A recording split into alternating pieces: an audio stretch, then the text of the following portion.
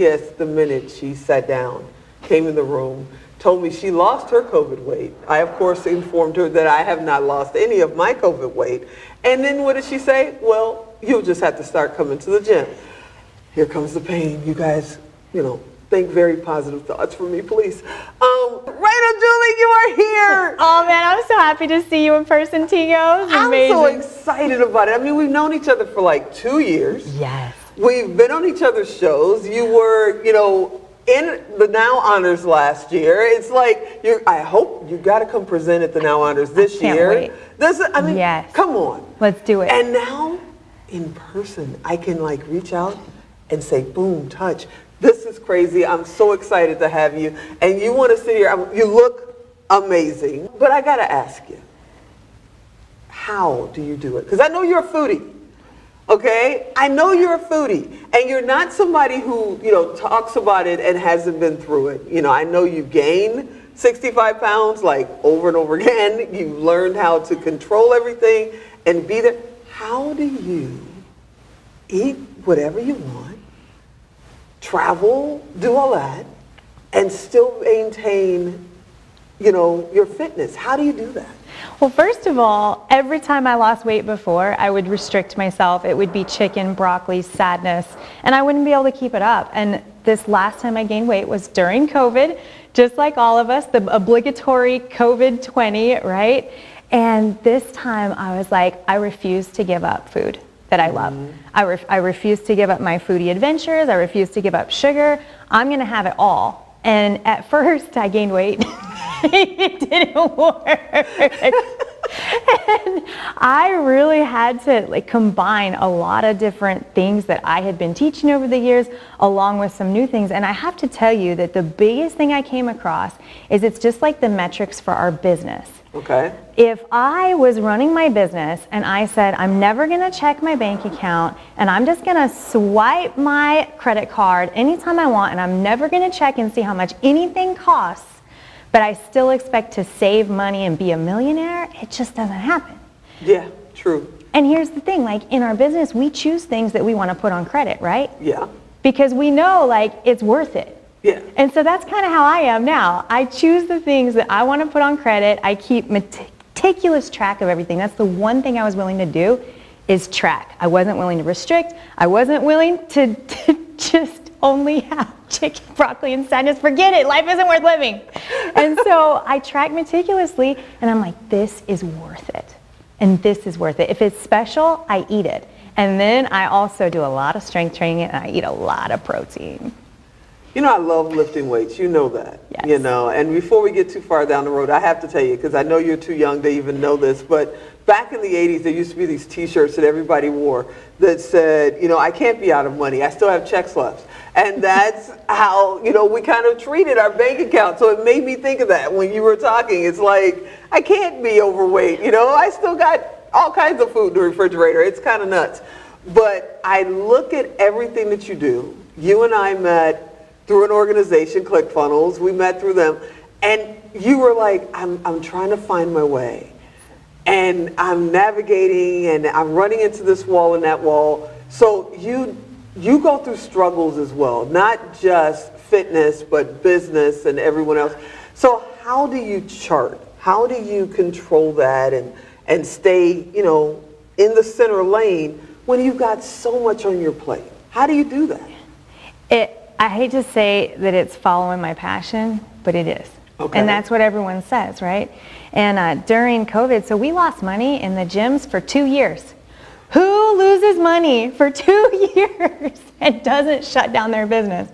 I do, because I told my staff, as long as people need us and we care about them, we will always be around. And so we hung on, and we're still going, and I love it more than ever. And the reason I gained 20 pounds is because I didn't have my gyms. That's the biggest reason, is I didn't have that safety blanket, I didn't have that sanctuary, I didn't have that routine. And it's the same with my online business. The online business can be so hard because you're putting yourself out there. Right. Putting yourself out there to judgment, to criticism, to the crazies. Yep. But I have a message, and I love sharing the message. And the more we do something, the more comfortable it feels, right?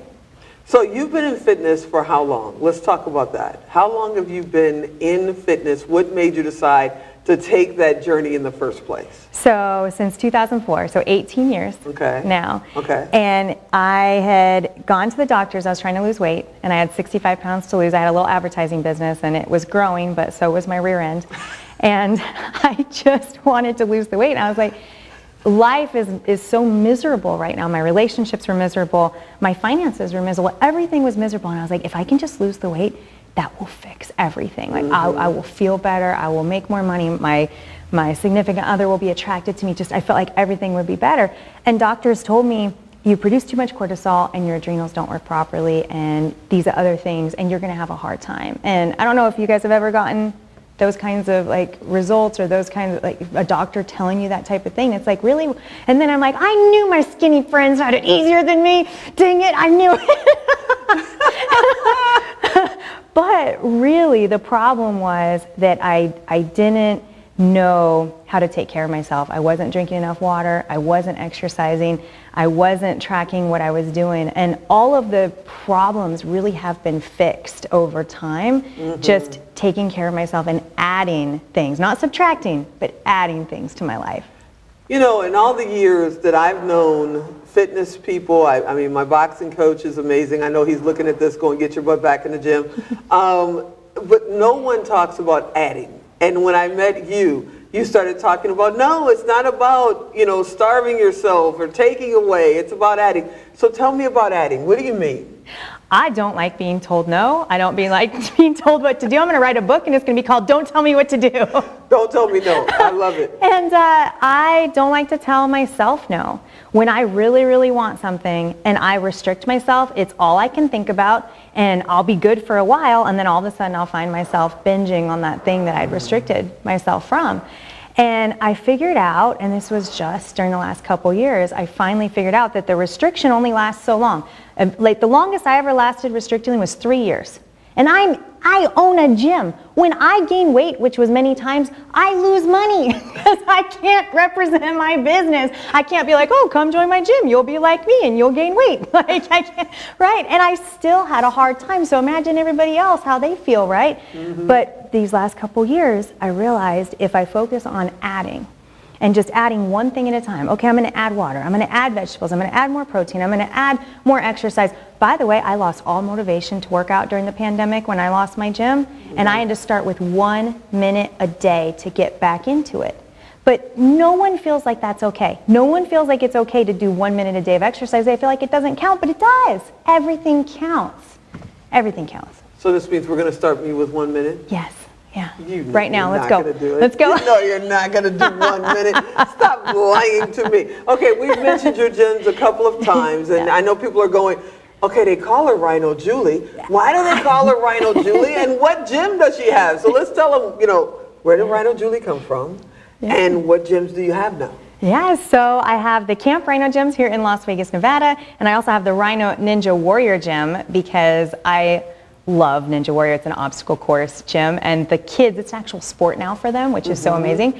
And then my normal gyms, we focus on weight loss, but we also focus on having a goal. So just like you're going to get into that powerlifting competition, we have our rhinos that get into Spartan races. What did you think about a competition? Okay, see, 2 minutes. Oh my goodness, and you're right here in Las Vegas, but you also have online programs, right? Yes, yes. Okay, so will you look at that camera right there, tell them how to get in touch with you? Yeah. I am Rhino Julie everywhere. You can look me up on the Instagrams, the Facebooks, the website, rhinojulie.com, and I would love to chat with you, have you come visit me at the gym. Rhino Tough, you are limitless. I thank you so much for hanging out. Oh my goodness, Rhino Julie's one of our VIP experts. She's going to be here next month and the month after that, and if we're lucky, we'll keep her. You guys, you know what to do. If you didn't catch her website or whatever, Rhino Julie everywhere. Just type in @Rhino Julie. You'll find her. Or go to Tigo Direct and just type in Rhino Julie. Her profile is there. You can talk to her directly through Tigo Direct. I thank you so much for hanging out with me this month. We'll see how I do by next month. And as always, I'm Tigo. I'll talk to you next time. You rock. You rock.